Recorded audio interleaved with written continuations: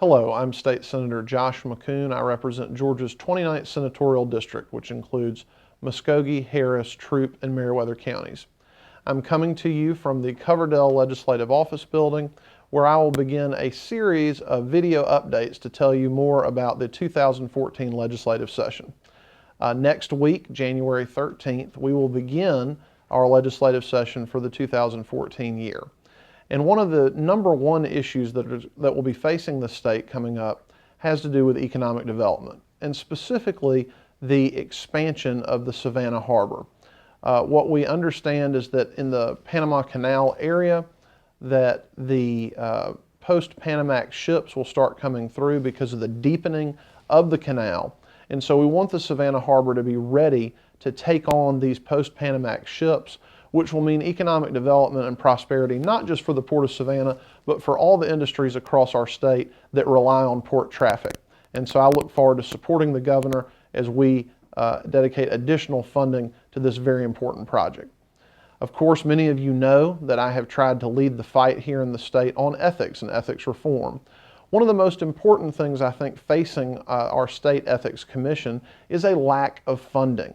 Right now, the Ethics Commission is subject to the same appropriations process as the rest of state government. And quite frankly, I think it's wrong for those of us who are regulated by the Commission to be determining the appropriate level of funding. That's why I introduced Senate Resolution 7, which would dedicate funding to the Commission and allow us to provide funding year over year for the Commission that they can rely on to do the very important job they're required of as a watchdog of state government. Now, what about tax policy?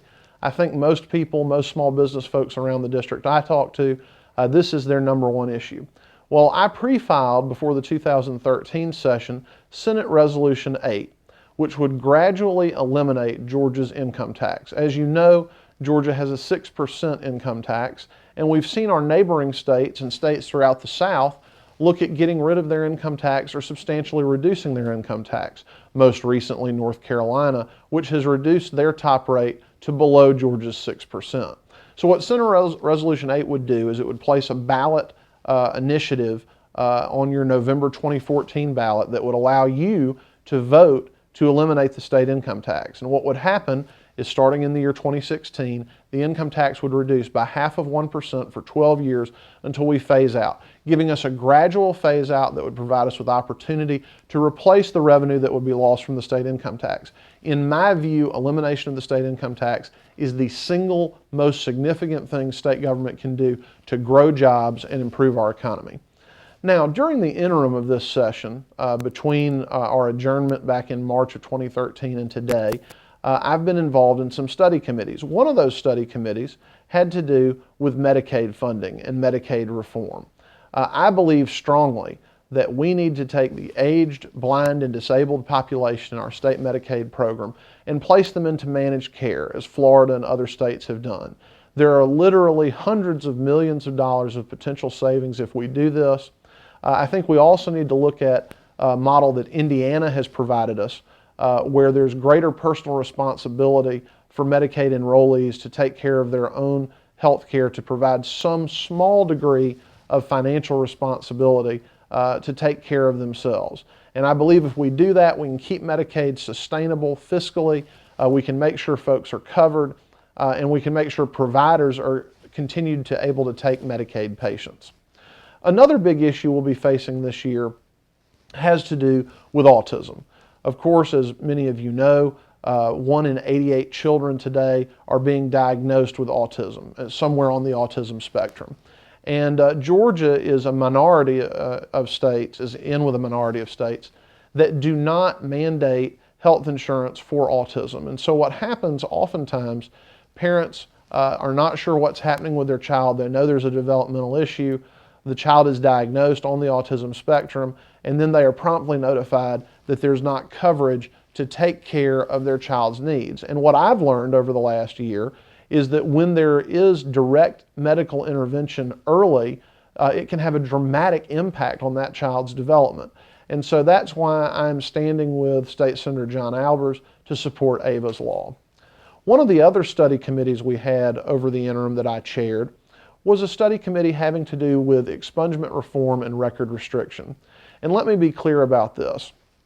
We have in our state a number of folks who have made one mistake. They've committed one nonviolent criminal offense. And that criminal offense, by virtue of it being a felony, has essentially become a scarlet letter that they are wearing for the duration of their lifetime. It is extremely difficult for people with a felony background to get decent employment and to rebuild their lives following incarceration or following their probation. And so our study committee has come up with a number of recommendations, the bottom line of which is this: if we are expecting people who have committed crimes to become productive members of society, we need to give them the tools to climb the ladder to economic success. And we can do that with common sense expungement reform that allows them to rebuild and move on with their lives and become productive members of our society. And I look forward to working with the governor on these barriers to reentry. Veterans, of course, veterans is a very important part of our community statewide and in the 29th Senatorial District. Specifically, I think a proposal from my fellow state senator Ed Harbison, who represents part of Muskogee County as well, is to take certain lottery proceeds to fund veterans programs. And I think that this is a very interesting proposal. It's one that warrants further study, and I look forward to working with Senator Harbison in the upcoming session on this issue.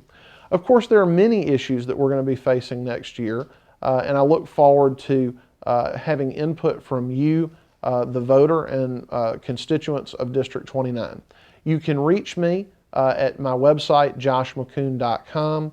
You can also reach me at my Senate office. The number there is 404-463-3931.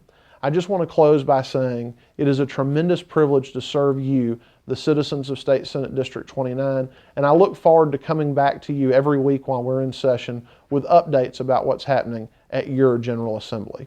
Thank you.